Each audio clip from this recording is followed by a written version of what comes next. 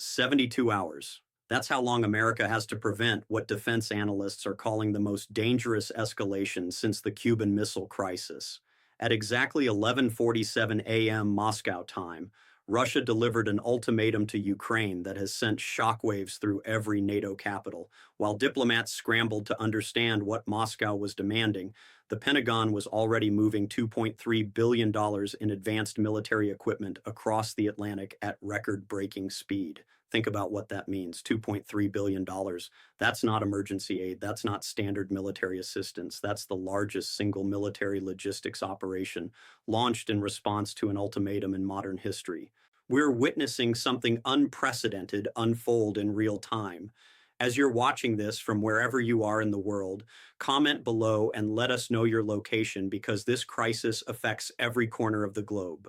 The decisions being made in the next 72 hours will determine whether we're looking at contained regional tensions or the first domino in a sequence that could reshape global security. According to sources familiar with the Pentagon's response protocols, military aid packages of this magnitude typically require 6 to 8 weeks of coordination between multiple agencies. The equipment now crossing the Atlantic was approved, loaded, and deployed in under 18 hours. That timeline has never been attempted before, not even during the height of Cold War confrontations. But here's where this gets truly significant. This isn't just about Ukraine receiving military equipment. Russia's ultimatum specifically mentioned NATO Article 5 calculations, and Pentagon sources confirm that this accelerated aid delivery affects defense commitments to 31 allied nations. We're not talking about routine military assistance. We're talking about a response so rapid and so massive that it fundamentally alters the strategic balance in Eastern Europe before Russia's 72-hour deadline even expires. 6 months ago, Russia began what intelligence officials now recognize was a carefully orchestrated escalation campaign, not random provocations, not spontaneous military posturing, a systematic pattern of incremental demands designed to test Western response times and coordination capabilities. The timeline reveals everything. January 15th, Moscow demanded consultation rights over NATO military exercises within 500 kilometers of Russian borders. February 23rd, they insisted on advance notification for all weapons deliveries to Eastern European allies. March 18th, Russia required approval authority over defensive missile system placements in Baltic states. Each demand was systematically ignored by Western officials, who believed they were dealing with political theater rather than strategic preparation. Here's what makes this devastating. According to sources speaking on background, Pentagon leadership assumed they had weeks to respond to any serious Russian escalation. Their contingency planning operated on 14 to 21-day response windows, standard diplomatic protocols, measured military assistance, coordinated alliance consultation. Russia's ultimatum arrived at 11:47 a.m. Moscow time on Tuesday. By Wednesday morning, Pentagon officials realized their entire response framework was obsolete. The $2.3 billion aid package now racing across the Atlantic represents more military equipment than Ukraine received in the previous 6 months combined. We're not talking about incremental support increases. We're talking about the complete abandonment of graduated response protocols in favor of overwhelming force projection. But here's where this gets truly alarming. The ultimatum came exactly 48 hours after Pentagon officials announced their new Ukraine aid strategy during a classified briefing to congressional leadership. Either Russia has unprecedented intelligence penetration into American defense planning, or they've been monitoring U.S. decision-making patterns so closely they can predict policy announcements before they're made public. 3 different U.S. agencies discovered they were operating on conflicting timelines. The State Department believed diplomatic solutions remained viable for another 2 weeks. Pentagon planners were working toward a 10-day military response window. Intelligence community assessments suggested Russia would provide 60 to 90-day ultimatum periods based on historical precedent. All 3 were wrong. European allies are scrambling to coordinate response mechanisms while the 72-hour clock continues counting down. According to diplomatic sources, Germany learned about the U.S. military aid acceleration through intelligence channels, not official NATO consultation processes. France discovered the aid package details from defense contractor communications rather than alliance coordination meetings. This isn't just poor communication. This is the complete breakdown of the alliance coordination systems that took decades to establish, and it's happening while $2.3 billion in advanced weaponry moves toward a conflict zone at speeds no one thought possible. Pay attention to the behavioral patterns that emerged when Russia's 72-hour deadline hit Washington. This isn't speculation about motivations or political calculations. This is documented decision-making under unprecedented pressure. The Pentagon official who authorized bypassing standard procurement protocols had never signed emergency waivers exceeding $50 million. On Tuesday afternoon, they approved $800 million in accelerated weapons transfers within 4 hours. According to sources familiar with the authorization process, standard procurement reviews that typically require 3 weeks were compressed into 30-minute conference calls. Think about what that means. 3 weeks of safety protocols, cost analysis, and strategic assessment reduced to half-hour discussions while the clock ticked toward conflict. The White House advisor who pushed for immediate response despite logistical concerns demonstrated a pattern that reveals everything about how this administration responds to ultimatums. Rather than requesting extended timelines or negotiating deadline modifications, they immediately escalated to maximum response levels.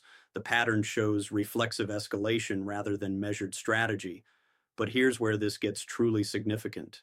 The State Department representative responsible for alliance coordination learned about Russia's ultimatum from cable news reports, not diplomatic channels.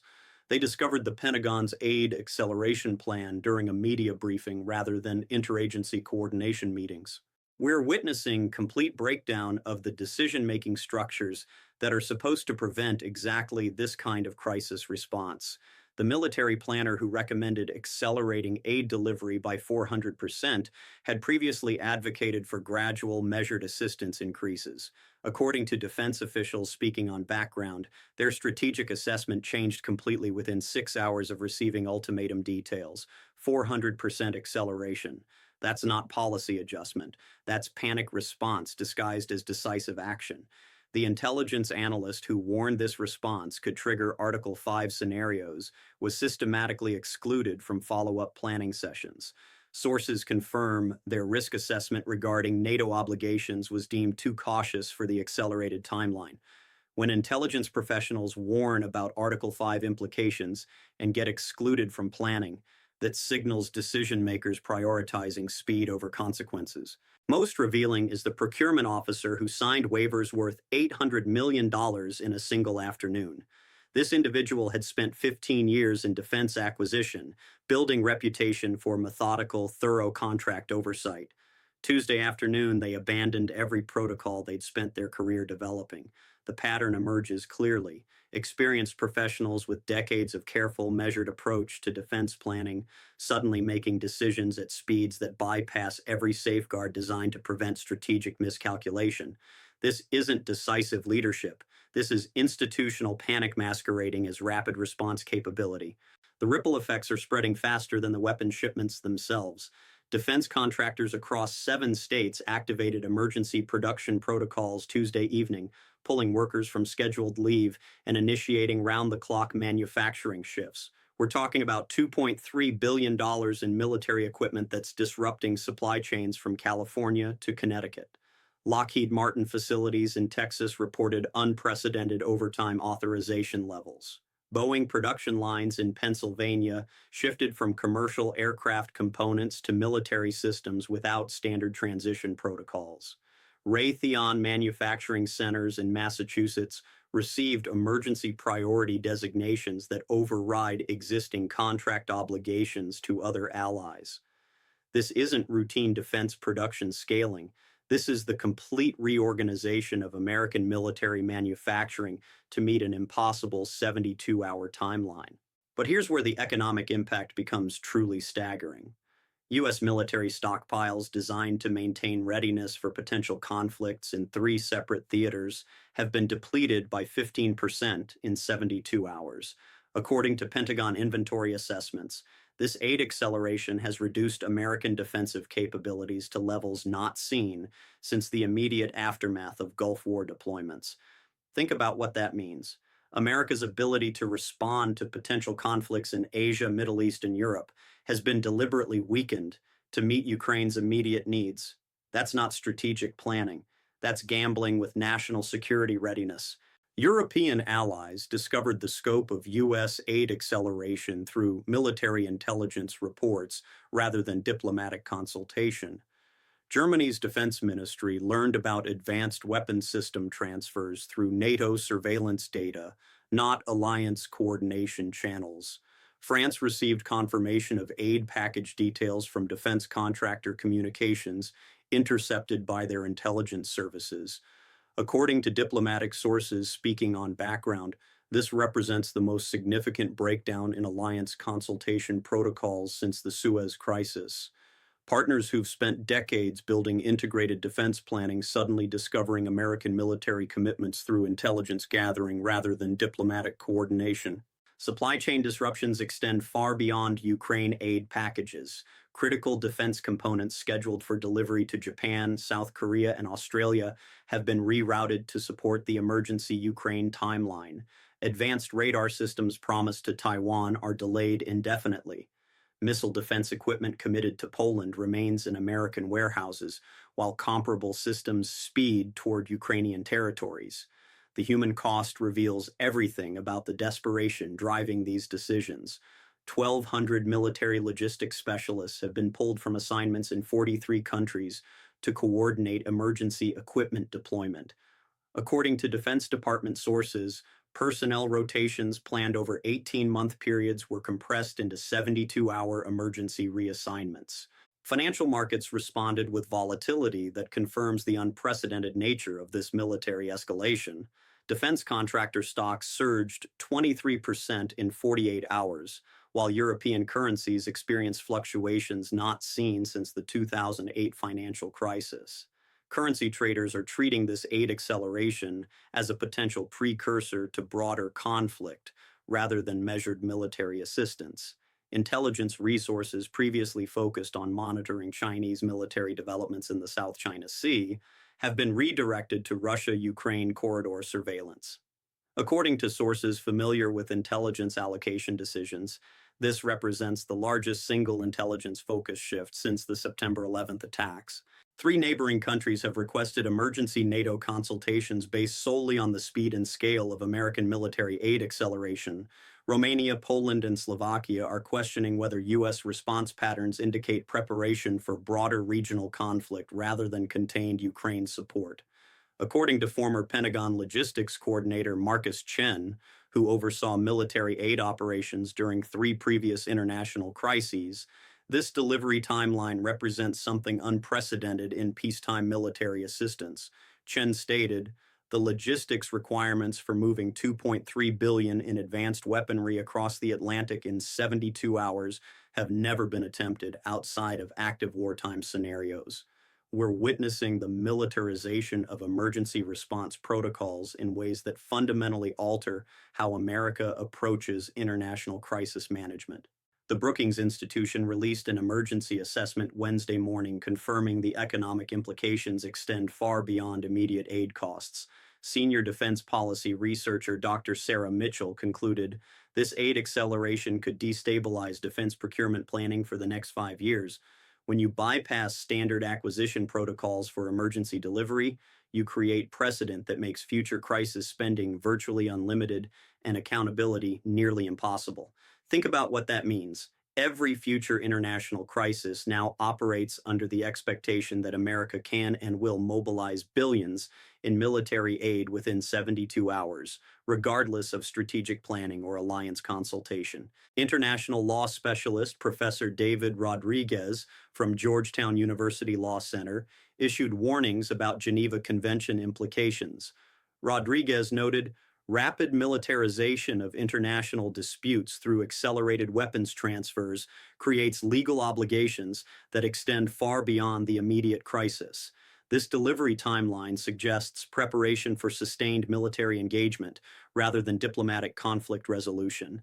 NATO spokesperson Admiral Helena Kristoff confirmed that emergency consultations have been requested by multiple member nations based solely on the unprecedented nature of American aid acceleration.